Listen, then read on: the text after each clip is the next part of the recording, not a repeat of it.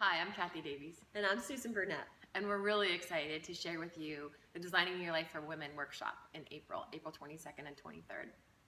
So we've been hearing some questions about how we got involved with the Designing Your Life program, and also what led us to think that we should do a program just for women. So we wanted to make this video to share with you some answers to those questions. So Susan, how did you get involved with Designing Your Life? I got involved with Designing Your Life as a user. I was at a point in my career where I felt stuck. I was working for a new CEO after the CEO I came to work for got fired, and I didn't believe in the strategy, and I knew I was one of the top 50 and I had to stand in front of people and say this is the direction, and I couldn't do it. So the choices were go get another Silicon Valley job, or pause, and I decided to pause. I actually came to Stanford because I had been a mentor voice in the class called Designing Your Life.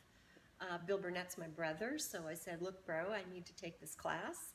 He said, you can't, you're not a Stanford student, so why don't you come learn it and teach it and work with us in the lab? And that's what I did. I also designed a different life, which was profound for me and helped me to see things in different ways by the radical collaboration that happened in the class.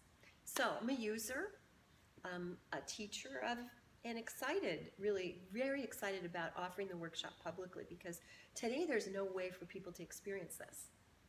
What about you?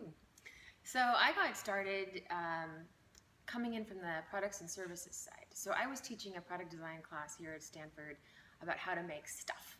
And my students were trying to produce those types of things, actual physical product. And because I'm a mechanical engineer and have used design thinking to do those things, that felt very comfortable for me. I really was enjoying it. I enjoyed it a lot.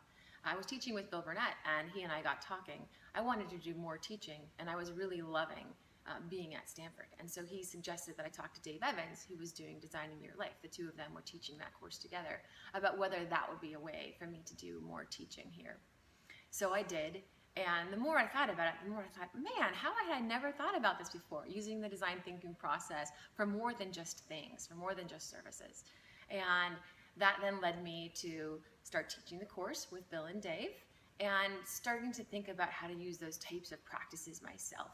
So things like positive psychology, meditation, gratefulness journaling, that had never been part of my repertoire. I had always been thinking about, hey, how do I make things? How do I prototype? How do I test?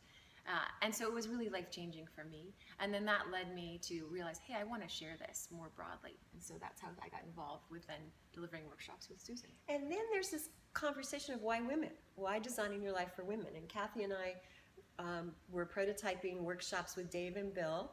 We wanted to offer something publicly, and we did 5 with co-ed groups. One of the things we discovered together was that the women had different conversations than the men, and they wanted to go deep into things like balance, energy. They really wanted to spend time on family and issues that just weren't as compelling to some of the men. I think also you talked to women, and there was this notion that we're creating a safe space for these conversations. Do you remember?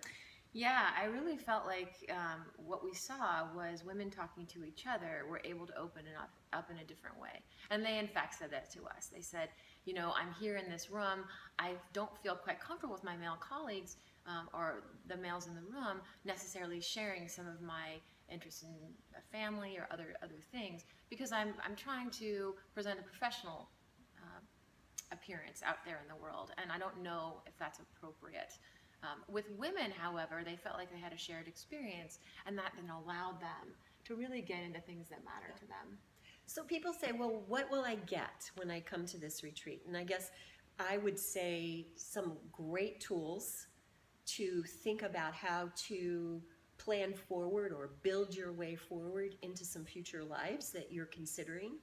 I'd also say if you're feeling stuck, or you're feeling like there's some things that just aren't working the way you'd like, you don't have to redesign your entire life. You can have some pieces that you just want to work better, that this is a great laboratory to do that with. And the third thing I think you get is a community that wants to have this conversation.